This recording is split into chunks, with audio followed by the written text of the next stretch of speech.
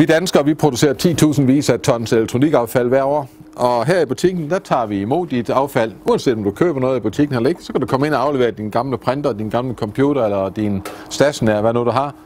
Vi kører op til AVV Genbrug i Hjørring og afleverer det, så det bliver forsvarligt genbrugt og destruerer det, der skal destrueres.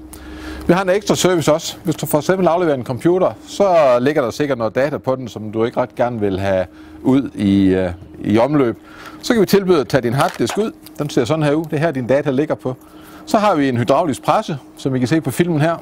Så putter vi din harddisk ind her, og så bliver den totalt smadret, så din data ikke kan læses af nogen, inden at vi sender skrotten videre til genbrug. Så kig ind til os med dit populært sagt gamle lort, så sørger vi for, at det bliver destrueret på forsvarlig vis. Velkommen hos Højdata.